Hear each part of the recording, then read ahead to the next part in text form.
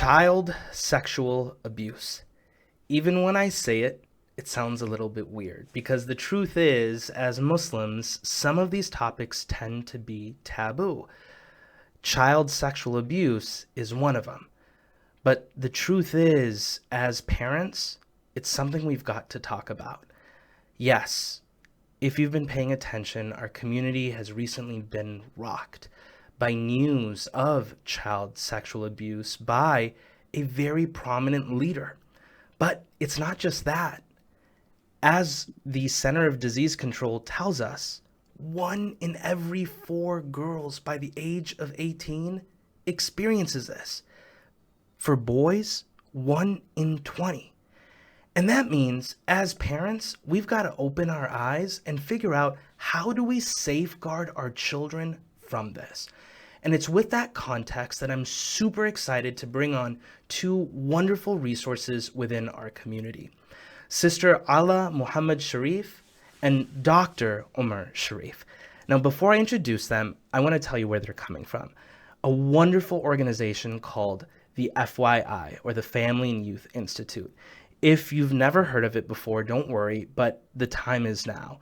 The FYI is a resource that we at Noor Kids use religiously. And I mean, of course, we use the Quran and the Seerah and things like this, but the FYI is filled with wonderful research toolkits and resources for Muslim parents, leaders, and community members. They also have facilitators, people like Allah and Dr. Omar, that you can invite to your community. Sister Allah received her Master's of Arts degree in clinical psychology, as well as her Master's in education in mental health counseling from the Teachers College at Columbia University. She's worked within communities and also with families. She's got a close relationship to communities in Milwaukee, and we won't hold it against her because she may be a Green Bay Packer fan. She is actually married to Dr. Omar, who's with us today. He has a dual MD and an MBA from St. George's University of Medicine. He practices psychiatry, and the two of them today work in New York. Assalamu alaikum, Omar and Allah. Walaikum salam. So you obviously have been involved with child sexual abuse and also the recent news that our community was sort of rocked with. And from what I understand, it hits a little bit close to home for you. Is that right? Do you want to talk a It little? really Yeah, does. tell us about it. Mhm. A few reasons, I would say. First, in particular, just speaking as a New Yorker, the Imam in question used to teach here, very prominently would teach here. And for me, I was actually a student of his when I was a kid. So I remember, and my grandmother would drop me off at his house, and I would sit in his living room, and he would teach me tajweed.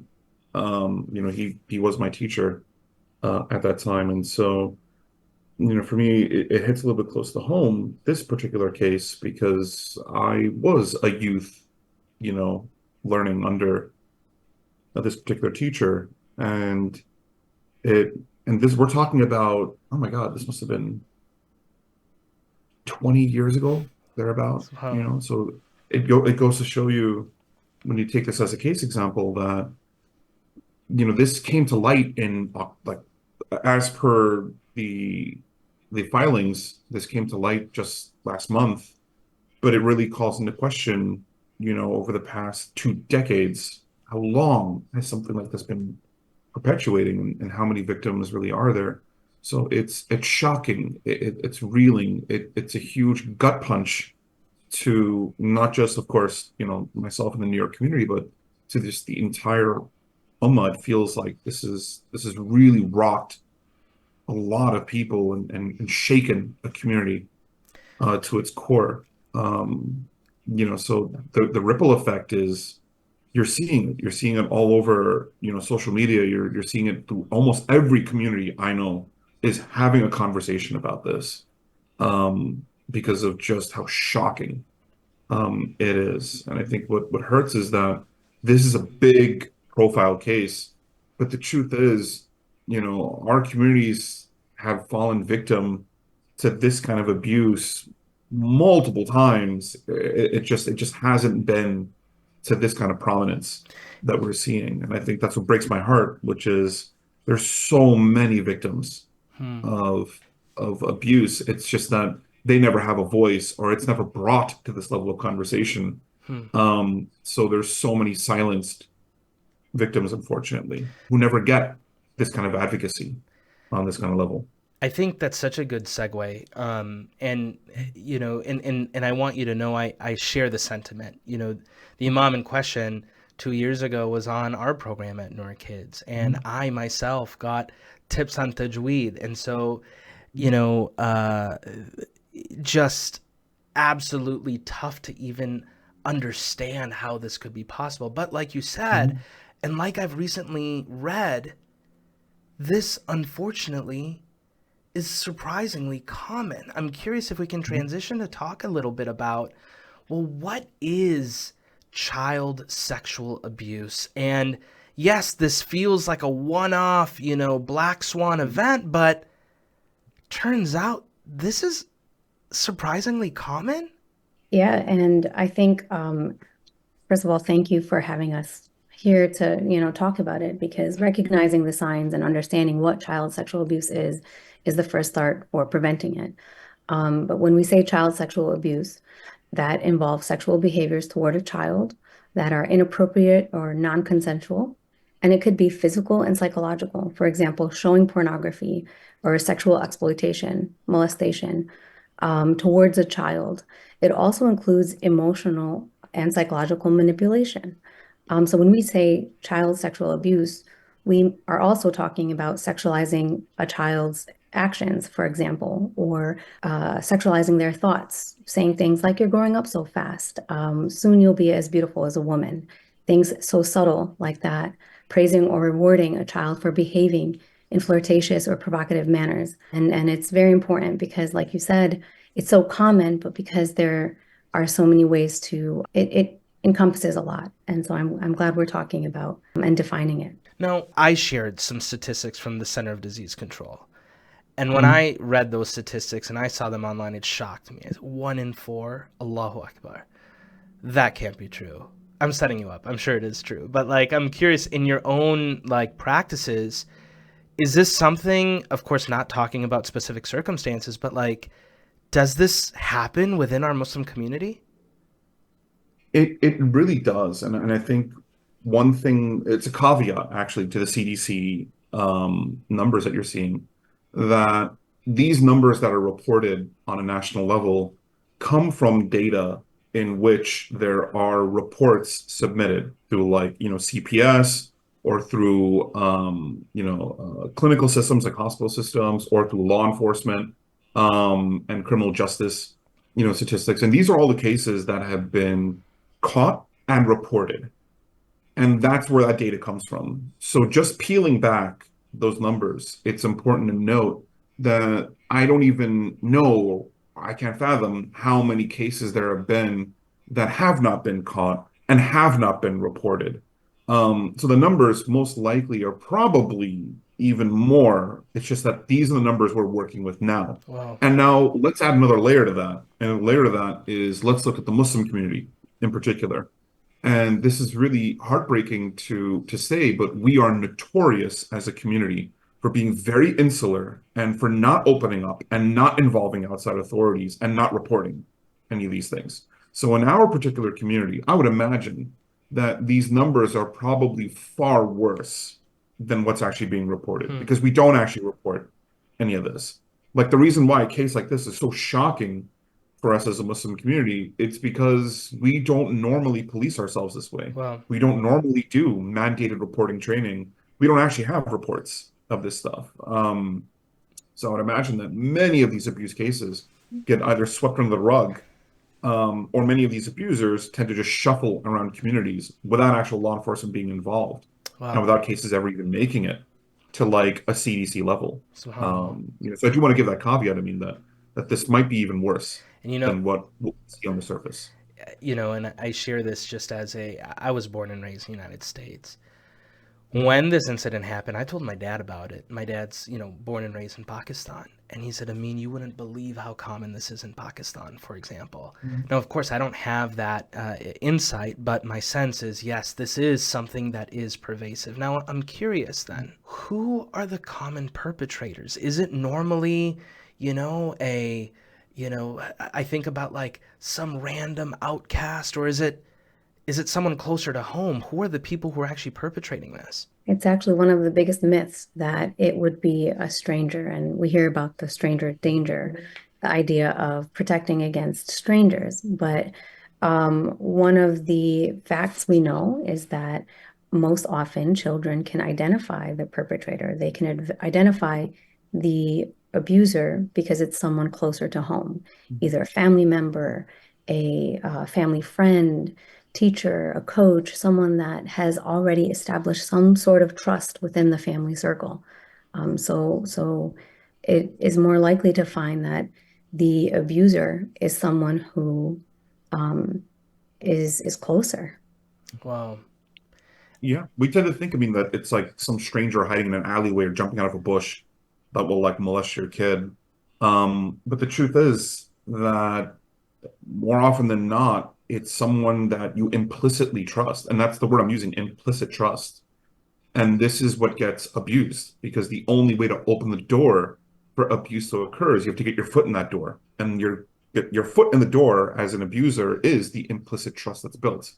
And so oftentimes implicit trust is between authority figures over a child. And the first authority figure, like I mentioned, that a child recognizes is family, is the first authority figure that you recognize. It's not just parents, but like aunts, uncles, older cousins, older siblings, second cousins, all these folks that like come in, grandparents that come into the family. And so some of the most shocking abuse statistics that we see is oftentimes it's the people that are closest to a child, family members I that are often the ones who can be abusers. And next from there, like I mentioned, would be teachers, coaches, folks who have access to your child in like a nurturing way. In this particular case, attaching it to what just happened recently, like you said, teachers, coaches, one-on-one individual tutors. This opens that door for that implicit trust, and that trust then can get taken advantage of. So I have to be honest with you. I have a 6 year old, a 3 year old, and a 1 year old. Like, as you started saying that, my head is getting hot because I'm stressed. Because I'm like, well, who can I trust? Allahu Akbar. I mean, I'm serious, right? It's like, whoa, you know? I think we'll get into it, right? To say, hey, what are specific safeguards we can do? Mhm. But you said something around it's someone who we implicitly trust who gets their foot in the door and then Mhm. it leads to this. And I've heard that this sort of like getting your foot in the door is sort of related to this concept called grooming, right? Mhm. Can you tell us a little bit about like what is grooming and what is the relationship between grooming and child sexual abuse? Grooming is pretty much the foundation to how child sexual abuse could even occur. It's a slow, gradual process of building that trust. And it is an adult that is building this trust solely with the intention to manipulate a child to accept what is to come, whatever abuse they have in store. And grooming is pretty much a way to confuse a child, to create a sense of safety that ends up making a child not realize that what is occurring is in fact abuse. And grooming could be something that takes place over the course of weeks or months and even years, where a child is being desensitized to inappropriate behavior, to things that seem subtle, but ultimately are breaking boundaries and ultimately creating again a sense of confusion for a child to believe that this is they are complicit and this ends up leading to a feeling of shame, guilt, or even the self-blame. But when we talk about grooming, um, it comes in stages. And I'll pass that to you, Ahmad, if you want to go in depth about what these stages of grooming are. Four major steps that entails grooming. a minor. And like I mentioned, this is important to note that grooming itself is a precursor to overt child sexual abuse. So it's sort of like you're setting the stage, the foundation upon which abuse will happen. That's what grooming is. Grooming is a means towards an end for abuse. So what makes grooming very scary is that grooming might not inherently feel like it's abusive. That's why it's so insidious. So one thing that I will point out is as I go through these stages, for any parents or even older siblings or folks that work with kids that are listening, it's important to see each individual step as its own inherent red flag that you should be like alert and aware about. So first and foremost, the grooming process involves the first stage. The first stage is targeting a victim, looking for a victim. So someone who is in a position in which they are seeking to abuse or seeking to take advantage, they often look for children that are vulnerable children. These are children who are socially vulnerable, meaning that they are isolated or they don't have a big friend circle or they don't really have anyone to rely on or speak to, or maybe they come from a dysfunctional home in which they don't have a support system at home, for themselves, or emotionally vulnerable. A child who may be suffering themselves, maybe perhaps from like anxiety, or maybe suffering from depression, or maybe having like a neuroatypical, neurodivergent, disposition, ADHD, ADD, autism spectrum. So this would be like a psychological or emotional vulnerability. And then, of course, an economic vulnerability, children who are impoverished or children who don't have access to support services or resources, for themselves. So this is a victim, a child who is ripe, for someone stepping in and acting like a savior or acting like someone who will give them what they are missing, a social connection, emotional support, financial resources, a safe space, something they don't find at home that they can find with this person. That's the first step. Second step is building trust now with a child. So the abuser would then love bomb this child. And what we mean by love bombing is that you are overly affectionate with gifts, attention, affection, loving words, caring words, making this child feel like they're the center of the universe. They are special, they're understood, they're appreciated, they're loved, they're cared for. And remember what I told you, that normally you would think like as I'm saying this, it sounds okay. You would want your child to be showered with affection and love. But the key that I'm bringing here is remember that the foundation, step one, is you are finding a child that is bereft of that, doesn't have this. And so you're coming in almost like a surrogate. I'm giving you what your family and your parents are not. You're going to get from me what you're not getting from friends, or what you're not getting from your social circle, or you're not getting from school, or you're not getting from like loved ones. I'll give you that. So the love bombing is coming from an inappropriate place, from an inappropriate source towards this child. And of course, like any child, you are hungry for this. You want this. You don't have this. So you are attaching yourself to someone who's giving you this love bomb. And this is how trust is being built between that. Next step, step three. So you're going from targeting to trust building, from trust building to isolation. In order to commit the abuse, the abuser has to ensure that the guardrails are put down. So any sort of defense or protection or oversight that is over this child needs to be slowly peeled away. And so this next step is called isolation, where the abuser will look to separate this child from friends, from family, from peers, from a school system, creating situations in which they are alone with this child. That's what isolation would mean. And this is important to realize that, again, this is not like a one-off conversation of, don't go home, don't talk to your parents, don't tell your teachers. This is slowly built over time. It's very slowly constructed with a child, that you cannot trust family, or you can't trust your teachers, or you can't trust other people. You can only trust me. Don't go to them with your problems. Come to me for your problems. Or if you feel that something's wrong or something's bad or something's off, talk to me about it. Don't talk to them about it.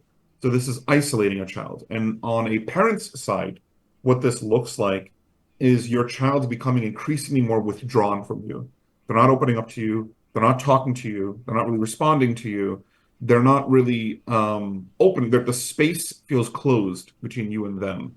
And something feels like it's been lost or eroded. There's a mistrust between your child and you. This is what it can look like on the parent side, for that. The fourth and final stage is then sexualizing that relationship.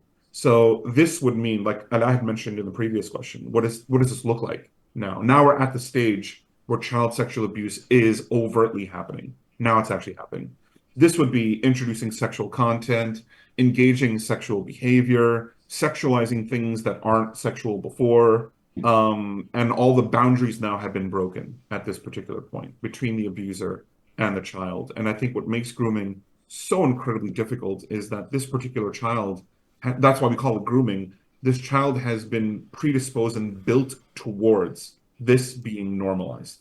So when child sexual abuse actually occurs, when a child actually performs a sexual act or something sexually inappropriate happens, this child is very deeply confused because they don't perceive it as wrong. They don't perceive this as bad. They don't actually see it feels weird, it feels off, but they don't perceive it as this is wrong, this is bad, this is abuse. Because they've been love bombed, because they've been a trust has been built, because they've been isolated, trauma bonded in a way, towards this particular abuser, they feel like it's okay. This is all right. It's not bad, it's not wrong. And so child sexual abuse perpetuates because of this. It's not a one-off, like you mentioned, I mean, it's not like a one-off, oh my God, black sheep, one event, one occurrence in one situation, and that's it. That's child sexual abuse. Child sexual abuse happens in perpetuity until the relationship erodes or breaks apart, or the child gets separated, or in this particular case, the abuser gets caught. Yeah. So those are the four steps. It's me giving it's a lot. I threw out with your question, Yeah. but this is giving you like an overview of how does this even happen to begin with. So, first, if you're listening right now and your head is spinning and you're starting to feel hot because you're like, oh my God, like, does this actually happen? I want to just validate you because my head is spinning right now listening to you, because like, candidly, the thought of this happening in this insidious nature, like, I literally think about a evildoer, and it's such a kind of foreign concept, subhanallah. But at the same time, I recognize that it does happen. And, there are, these types of folks out there who may take advantage of our children. And so my knee-jerk reaction is like stress, because a lot of this feels like it is, gosh, well, what can I do differently? I want to ask sort of two questions related to this. And then I want to go to this, okay, so what do we do to safeguard our kids? The first one is, what age group are we talking about here, right? So I know that the CDC says, hey, under the age of 18. Is there specific ages that we as parents should be more cognizant of to say, hey, look, these are times when our children are more at risk than others? Or is it like really all the ages? Well, I want to start with saying the earlier we can start having conversations with our kids, the better. Truthfully, it is all ages. And adults are susceptible as well. And so with that in mind, to know that our children, the safeguards are within reach simply by having or creating the type of environment that is wholesome enough for our child to feel like they're getting their needs met at home, right? With the families, with the parents, with the siblings, feeling heard, feeling loved and accepted as they are. So pretty much creating the environment, like Ahmed mentioned, perpetrators study vulnerabilities. And if you can create a space where your child sees through your own healthy communication that they're safe to come and talk to you about what confuses them, that they're safe to come and talk to you or ask any questions. I think it's so important. So to just kind of address age-wise, we want to make sure that we're having conversations with our kids in a way where we're building a relationship as early as we can, that they know that this is, their safe space. Early and frequently, you're constantly checking in with your children, constantly the one that they know is looking out for them. So we're not just asking questions but we are asking questions about where they are, who they're with, what they're up to, what their interests are. We also want to know what they're feeling like and be involved in their activities, be involved in knowing what makes them happy as well as what makes them sad, what frustrates them. Sister Allah, what I heard you say was two things. The first thing I heard you say was, look, what Dr. Omar shared earlier was, if a child doesn't feel like they're being loved at home, then that child is susceptible. And then the tactic that they will use is a love bomb. Therefore, if our child does feel loved at home, if our child does feel whole at home, because as a mom or dad or grandma or grandpa, recognizing that all of our families might be a little bit different, right? But whoever that is who's taking care of the child, that child's got to feel whole and loved. Because if they're not, then it leaves a opening for someone else to come in. So that's kind of part A around prevention of making sure our kids feel loved. And then what I heard you say, number two, was, look, at a young age, we got to be potentially having conversations with our kids.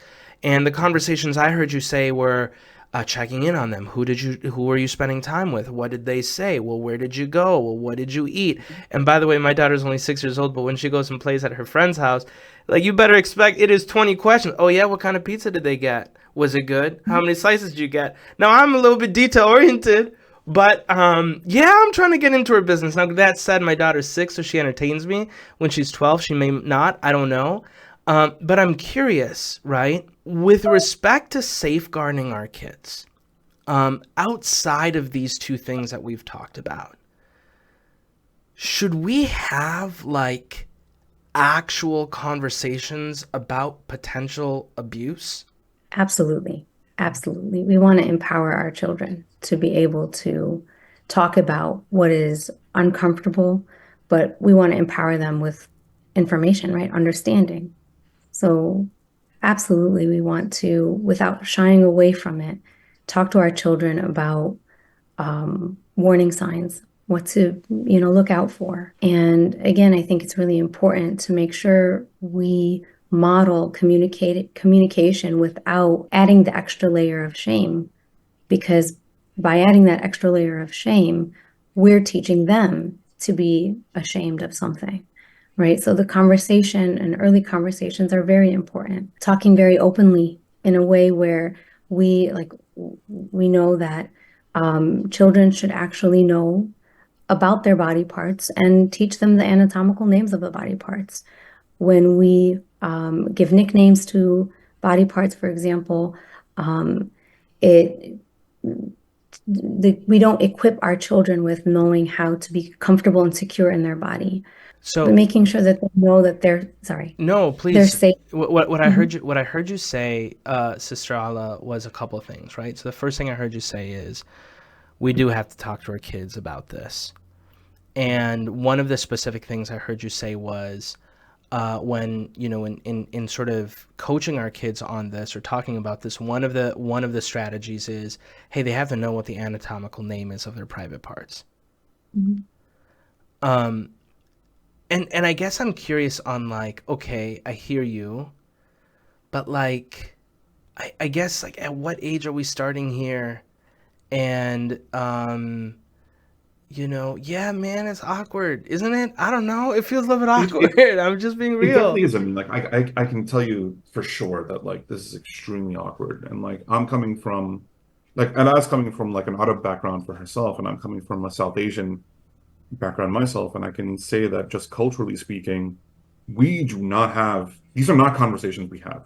We don't have these conversations. We don't talk about any of this stuff. This is not something that is comfortable, for us. There is a great deal of shame surrounding this, and it's multiple layers, of course. Like we have the layer of it being cultural, just culturally speaking, we don't talk about this, and then you add the Islamic framework to that too. On top of that, it's a double element of culturally we don't speak about this, and then spiritually we don't speak about this. And so because of that, we're not even equipping these kids to even have conversations about this. Where they will have the education where they will learn about all this stuff is going to be TikTok. They're going to learn about it over social media.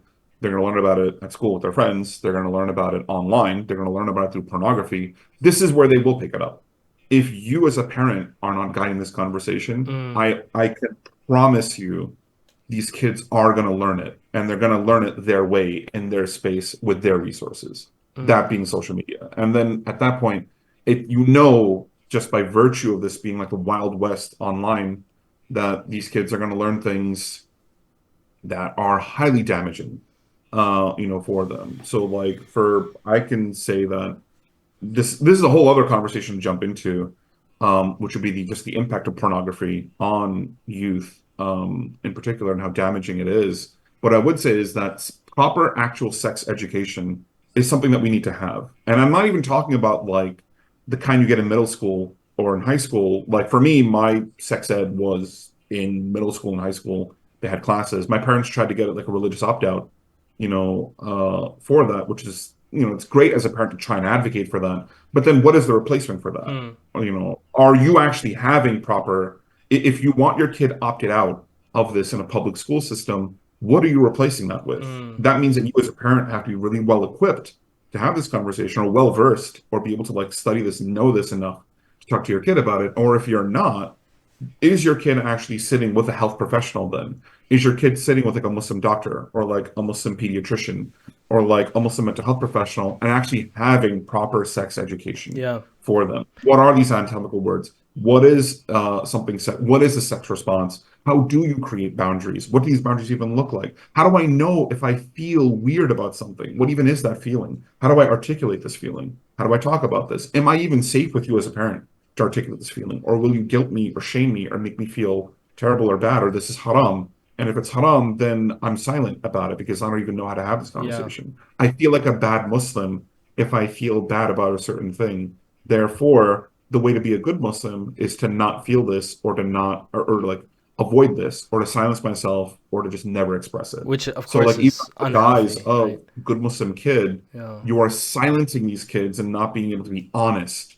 about what they're experiencing and what they're feeling. And so this, like you mentioned, I mean, is ripe for an abuser to come in and then tell this child that, whatever we do, this is you being a good Muslim kid, or this is whatever. You need to tell your parents about this stuff. You're fine. Or like, I'll teach you a good, proper way to do this, which of course, like we mentioned before, is one of the stages of that abuse. But lack of proper sex education, that's one. And then two, lack of proper actual safe spaces at home. Meaning, what I mean by safe space, like I was mentioning, is that your child feels comfortable and safe to approach you as a parent and talk to you about something without the fear that you're going to yell at them, you're going to put them down, you're going to shame them, you're going to guilt them, you're going to silence them, or dismiss them. So like my message, Ada and I are really being really strong about this towards the parents who are listening right now. You really need to build a better parenting technique from your end to bridge this conversation with your child and let your child feel like they can talk to you about something, even if it's scary, even if it's something that they might be scared, you might get angry at them. They need to know that they're safe with you to have this conversation. I love that. That their protection, their love and affection with the protection they get from you outweighs the fear of your response, anger, shame, guilt, whatever it may be, that you as a parent feel, is your knee-jerk reaction towards something like this. I said, just to briefly address the discomfort you mentioned, I mean, it's very important actually that we actually take the time to work through our own discomforts, right? As the parents in our children's lives, the adults in these young people's lives, where we acknowledge, one, that we do have some shame and, pass down cultural notions, about all of this, and work through, one, that so that we can have these important conversations and be fit to guide our children. And then secondly, also work through our own emotional states, so that we can, one, be a safe, haven to our own souls, right? But also be healthy adults in our children's lives so that they can have that, healthy relationship at home, which is, foundation for preventing all of this. Yeah. You mentioned something, Amin, which I wanted to touch upon, which was, like for your kids, like you kind of played 20 questions with your daughter to be like, hey, where are you? What's going on? Who are you with? Like, where are you at? Who's going to be there? What kind of friends are you with? And like, all this. And like, I know where your heart is as a father, which is you're coming from a place of, I need to make sure my daughter is safe, my daughter is secure, and she's in an area where there's safety and security. Like, this is critical for me as a dad. Little kids don't perceive it that way at all. They perceive it as this is an authority figure Mm. that is like just all over my business and all over me. And like little kids are more like okay with that. But as these kids grow and as they enter into their teenage years and as this like rebelliousness comes in, then you're going to see a very strong pushback Mm. on that. And this is where you see the clash that Allah is describing, which is if you as a parent never built this foundation to begin with your kid, and then all of a sudden, out of nowhere, they're seeing this very strong, like, you can't go here, you can't do that, you can't talk to this person, you can't be here, you shouldn't be associating there. The kids don't perceive this from a place of safety, and they don't perceive that safety and security. They see this as authoritative restriction. And so I'm going to rebel against that. But because the safety was never built there, this was never a conversation where they knew that like mom and dad are coming from a place of bad things can happen and I want to protect you from bad things. This conversation hasn't happened. All they perceive is you are bearing your entire weight on me and you're being so invasive inside my life. So I will be even more guarded against you as a parent. So a lot of parents listening probably feel very frustrated right now Hmm. as they're listening to this. I'm scared and I'm worried for my kid, but at the same time, I'm really frustrated and upset because I cannot have this conversation with my child. Like my child is pushing back. Mm. They're resisting. They're like not opening up to me. What do I do to force this conversation? And the key word here that I'm using is force this conversation. You as a parent have been imposing quite a bit on your kid. The important thing to do here is that if you want to the prevention of abuse starts with having this honest conversation from you as a parent. Mm. And I really touched on something important, which is as a parent, being vulnerable with your child and actually opening up to your child by saying, and I'm going to touch base on something you mentioned before, I mean, which is your dad telling you how incredibly prevalent this kind of sexual abuse is back home in Pakistan. And for me, I'm clued into being like, this is the perfect opportunity for a father to then tell his son, Amin, let me tell you about what I was scared about when I was a child and what worried me as a child and the kind of stories that really like hit my heart deep as a child. I am not trying to put a prison cell around you, I mean, as my son. I'm trying to show you that I come from a world and I come from a time in which this was rampant and there were no guardrails. There is no mental health service system. There was no open conversations about this. There is no Noor Kids podcast to talk about these topics. This never existed in my time. And so for me, I come from a land and a time in which this abuse was never even called abuse. It was just normalized behavior. And so I approach you now from father to son from a place of hurt and a place of pain. And I want to heal from that. Like that to me is huge as a child to be able to receive this kind of honest conversation from a parent.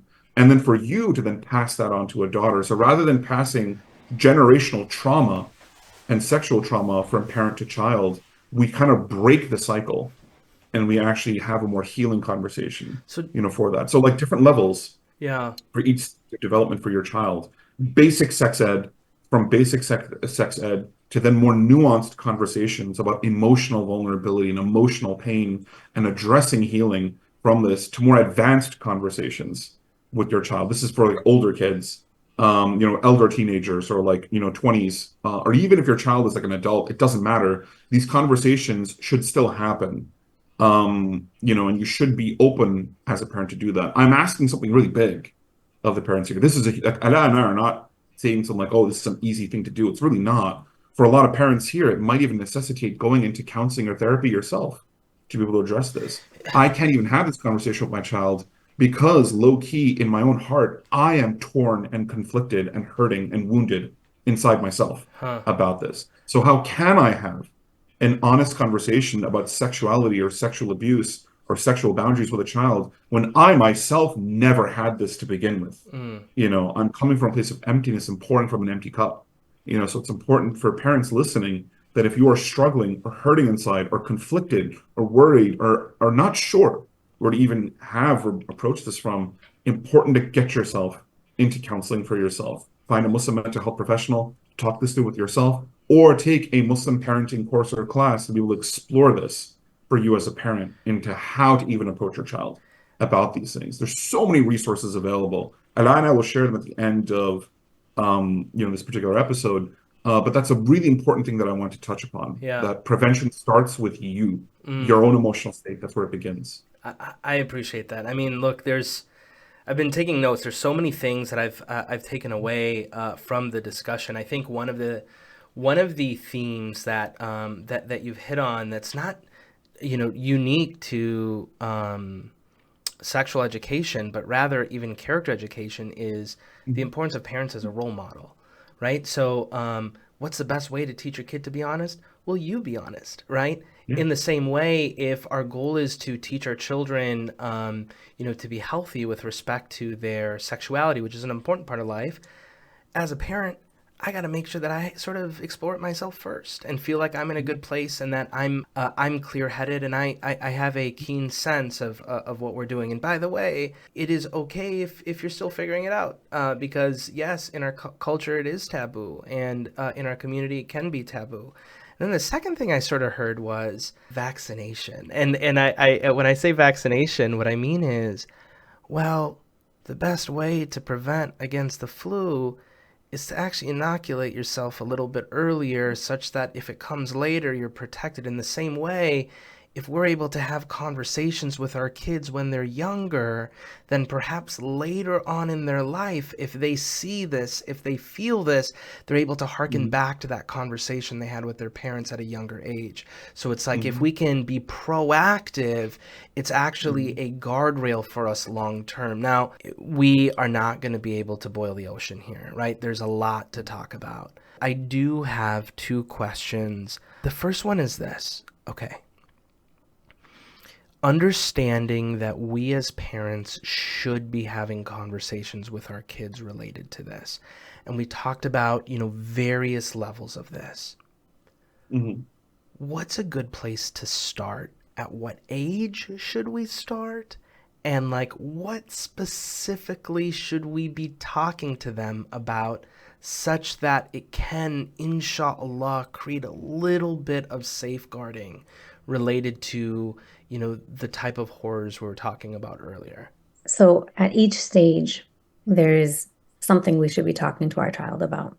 And I just want to kind of bring a common thing we see with the family dynamic. When you're, for example, introducing someone to the family, an uncle, an aunt, and we have our young child, say 2 years old, 3 years old, and we're saying, give uncle a hug or let auntie kiss you. We, as early as we start normalizing certain behaviors, as early as we start normalizing these interactions, that's as early as we start implementing these boundaries and teaching and showing our children that it's okay to say no. So I don't want to say, oh yes, start at the age of 4, start talking to your child about safety. I want to say start implementing safety strategies as early as, as early as possible. It should be within our strategy for upbringing with our children. At the age of 4 or 5, when a child starts, and we want to be mindful, right? Like at this age, a child is expressing their own sense of creating their own kind of ideas about the world around them.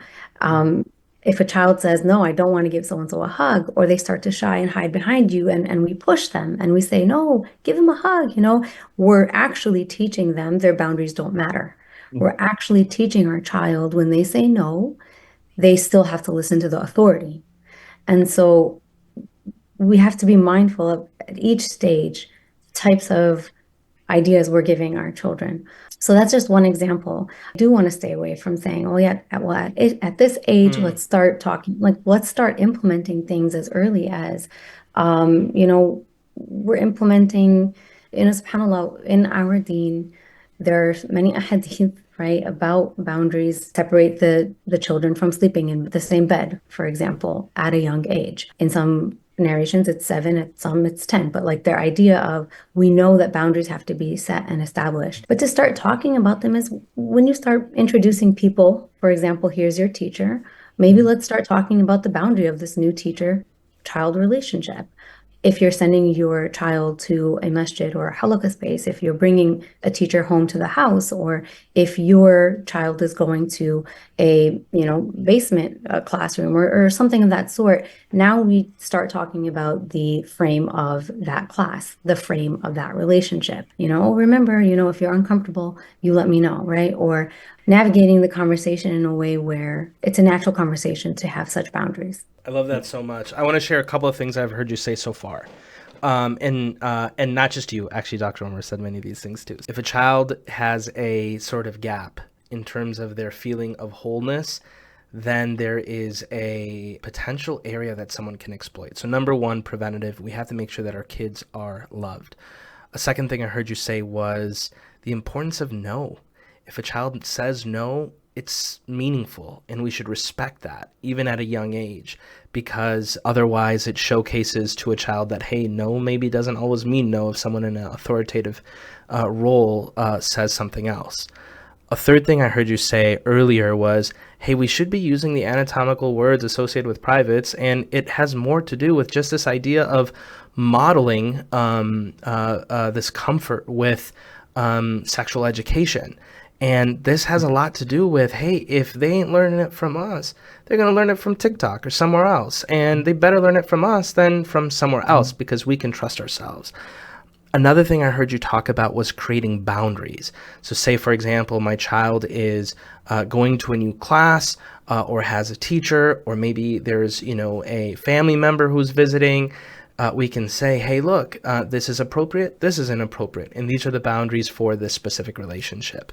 I think that's phenomenal. Are there any other guardrails that we can counsel our families on around, like, hey, these are other like proactive things we could be doing to prevent our kids from these potentially unfortunate situations? So I'm going to touch upon something that I think is really huge. And as is speaking about in-person boundaries and in-person guardrails, which are critical, I think one aspect that I think gets overlooked and was actually very central to this particular bombshell case that just dropped, which is online boundaries, which is your child might feel very comfortable and might be actually very fine at home, but that doesn't necessarily mean that these boundaries are going to translate to their online life and who and what they're doing online. And I think this becomes an entirely new window by which there are openings for abuse and exploitation.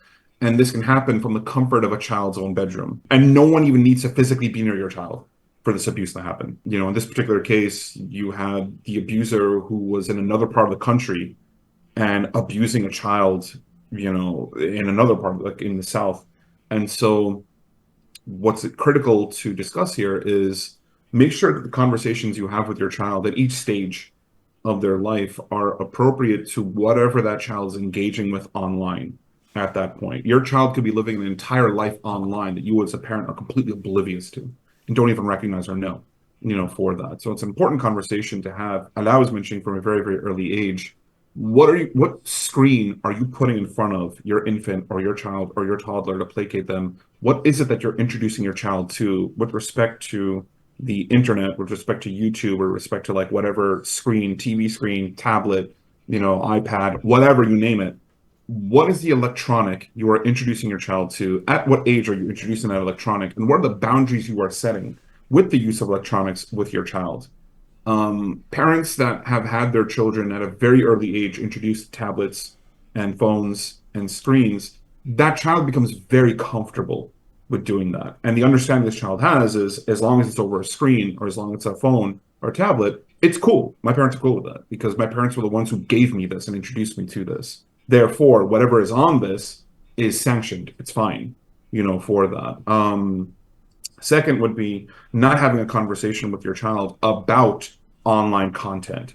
What content is appropriate? What content is inappropriate? Why is this content inappropriate? What can this content lead to? If you are on a Twitch stream and you're like communicating with a streamer online, what kind of content could you be engaged with this streamer or this chat or this group, or if you're on a Discord channel, or if you're a part of like you're a TikTok follower and you have a particular personality or whatever that you're following on TikTok, or if you're on Instagram, what accounts are you following? What is your feed showing you on like social media? What is your social media reflective of, and what kind of things you're engaging with on social media? Who are you in chats with, and what kind of chats are you having?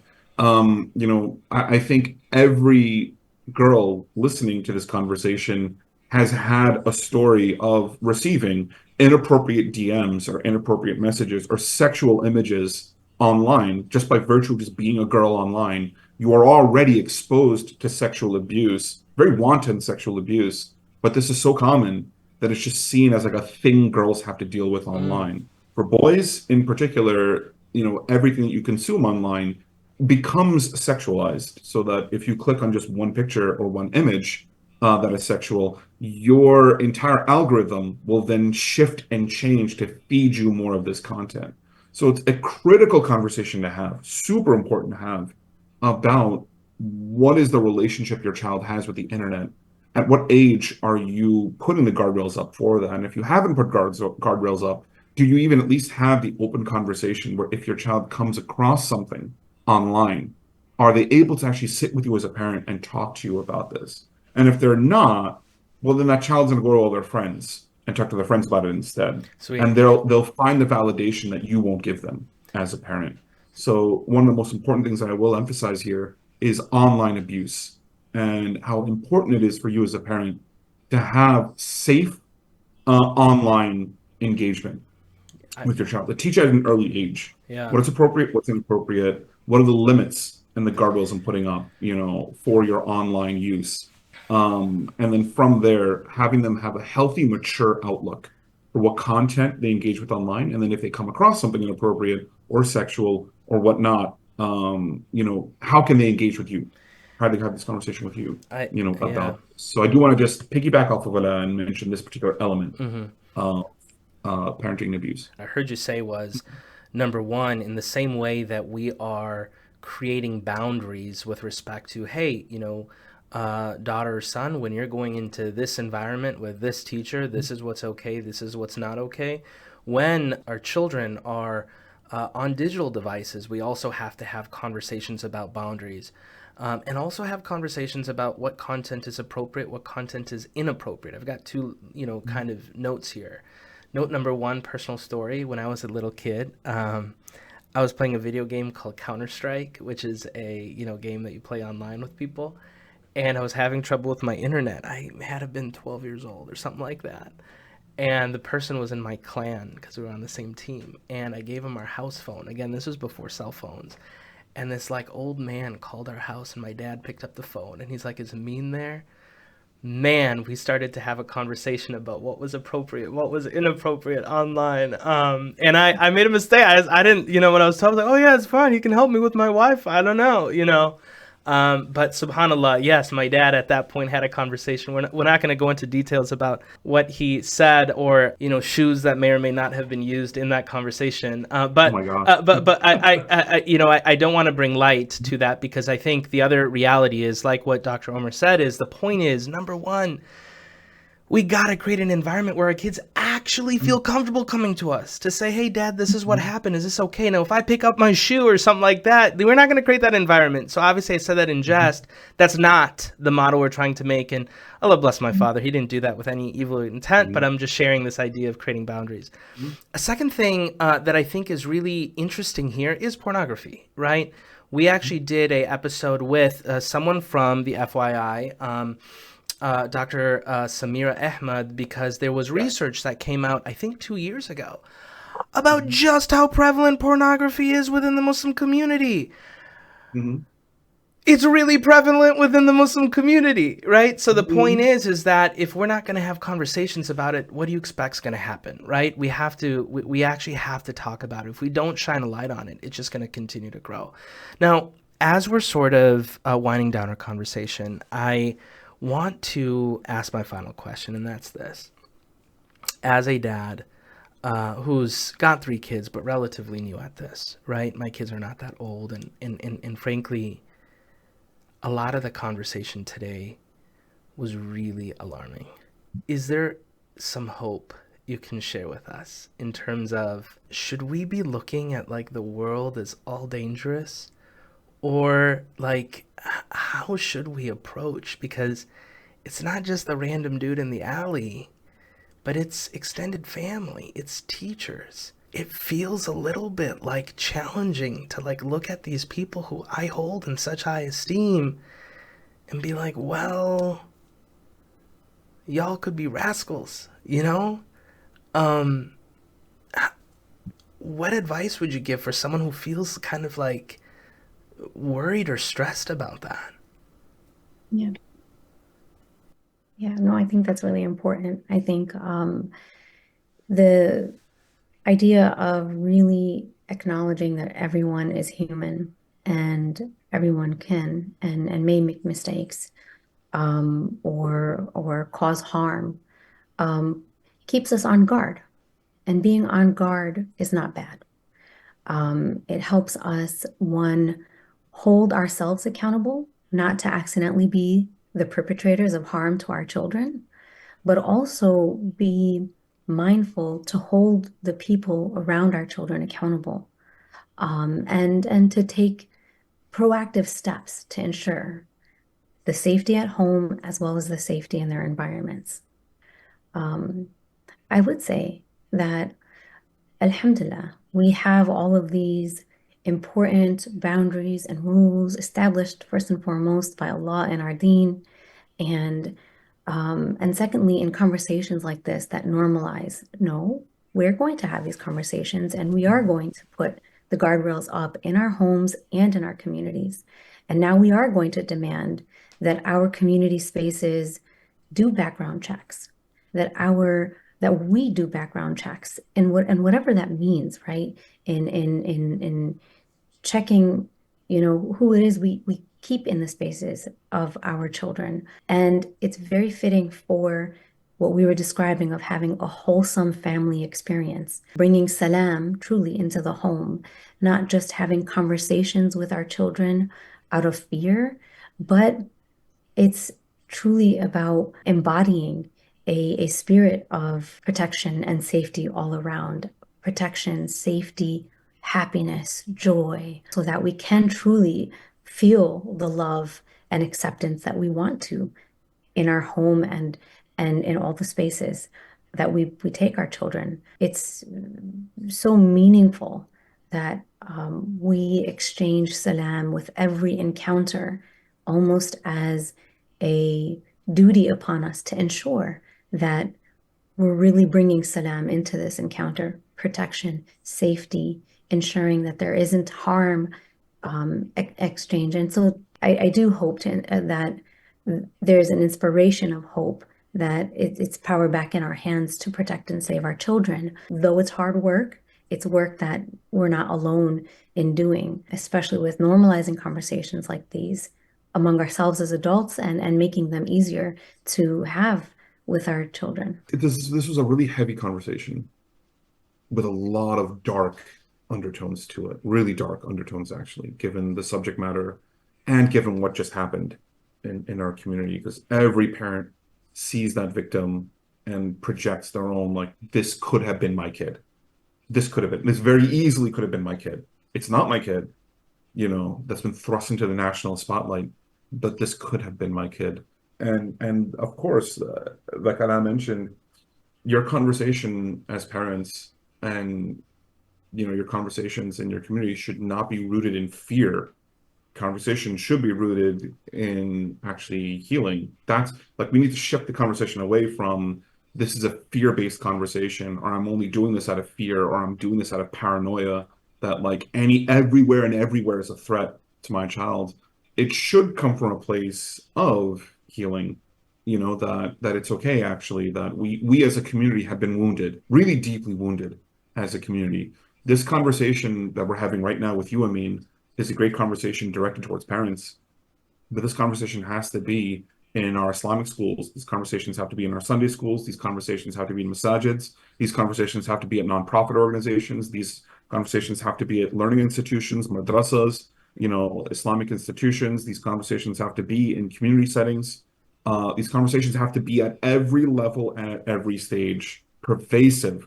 This conversation has to be emphasized for us as a community. Mandating background checks for every employee at a masjid or at an institution or at a school, mandating codes of conduct, mandating legal accountability for employees in a particular institution. As parents, if you are putting your child in an institution or in a school or entrusting your child's welfare to someone or something or some institution, ensuring that as a parent you like stand firm upon that and state, I am not bringing my child or letting my child, even if it's Islamic or un-Islamic, it doesn't matter.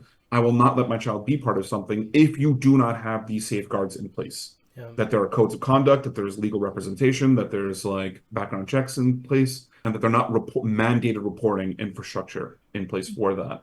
And that's ensuring that, like, as a parent, I love for my child to have all this and to be able to like fly free to do all the things that they want to do and like pursue their goals and dreams, just with the guardrails in place so that nothing horrific or tragic happens, like this. So like, I don't want this conversation to be rooted in like fear and paranoia. I want the conversation to be rooted in, let's make this community stronger, better, more safe, more secure for all of us as families at the familial level, individually for each of our kids, community level for what we do as a community, and then of course nationally, just as an ummah, what can we do at each level to put the guardrails in place and to put the safety protocols in place for our children. So like, if you're a parent listening to this, a few things that I'm going to emphasize before we close out. First and foremost, ensure that whatever has happened up until this point in your parenting, if you're a very, very young parent with like infant kids, then beautiful. You have a great impetus for your like get started, with this, to like take parenting courses, maybe go to couples counseling, actually talk to a counselor about, hey, we have this issue as a couple. We want to know how to talk to our kid about this. We don't know how. Could you guide us? Could you help us on this? What can we do? If you as parents want to push for this in your Islamic school, that we want to have a sex education, class in this Islamic school or in this Sunday school, we want a Muslim mental health professional or a Muslim health professional to be the one doing it. You as parents can advocate for this in your school, for that. Next step over there would be for your child and you, which is how do you engage with your child? In what way do you engage with your child? Is this a fear and a shame and a guilt-based parenting? Or is this a parenting that is more open, communicative, trusting, and something that's vulnerable, where you as a parent can be sincere and honest, and you can get your child to be sincere and honest back to you? And if you don't have that, let's start putting the bricks in place to build towards that for yourself. And it's not just for like, I'm doing all this for the sake of I don't want my kid to be abused. Truthfully speaking, everything Ala and I are talking about just makes for healthier, happier, better parenting and healthier and happier kids. Like everything we're describing is, of course, like put in place to protect a child. But the truth is that all the measures that Ala and I are talking about just make for better, easier, like lighter hearted parenting for that. So like, of course, like I know what you're saying. I mean, believe me, from my heart to yours, I know it's a scary thing talking about this stuff. I know it's a heavy thing, a dark thing to talk about. But the truth is that the end result is if you as parents listening to this actually advocate for your own health, your own wellness, and then advocate for community health and for community wellness, you will find happiness, health, security, safety, comfort in actually all of this for yourself and for your kids. That's the end goal, for that. I really appreciate this so much. I mean, look, when you break a bone, it sucks and it hurts. But the good news is it rebuilds. And when it rebuilds, it actually rebuilds stronger. And I share that to say this event that's happened in the Muslim community, the words can't describe, right? Like it is horrible. SubhanAllah, there is a unique opportunity that we have right now as moms, dads, grandmas, grandpas, as community leaders to say, hey, let's play our part in creating guardrails to safeguard our children from this into the future. Today we started that by having a conversation about a topic that we don't really talk about very much, but frankly is happening a lot. Children's sexual abuse. We talked about, hey, what does that look like? And it's not just the actual physical act of children's sexual abuse, but it includes things like sexualizing a child in the way that we talk to them or in the way that they look. We also talked about who the common perpetrators are. Not a random dude in an alley, but actually someone who has a trusted relationship with our child. We talked Mm-hmm. about this idea of grooming. That is, this doesn't just happen overnight randomly, it happens over time. There's various steps involved. And by understanding those steps involved, we're able to then tackle it to say, hey, let's make sure that our child is not a target for this type of a grooming, or let's set the type of guardrails we can in their relationships with trusted adults such that we lessen the chance or inshallah eliminate that from our children. Notably, we talked about the importance of love. If our kids don't feel like they are loved, then they have a glaring sort of opportunity that could get exploited. And then we talked about having conversations. A part of that is cultural, to say, look, we need to have a loving environment with our young children such that they feel comfortable coming to us. And when they do come to us about something that they've seen or something that they heard, they're not worried that they're going to get a chappal to the face or a sandal to the face. No, they hopefully feel like they'll be welcomed with someone who's going to be willing to listen to them.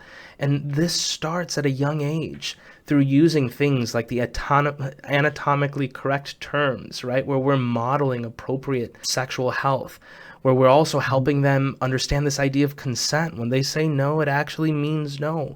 Where we talk to them about boundaries, not just in person, but also boundaries online around what is appropriate, what is inappropriate. And we also model it to them as role models for our young Muslims. What I also heard is that, look, yes, there is evil out there. Shaitan actually does exist. We can look at that and have fear. And by the way, fear is real. But we also can have hope.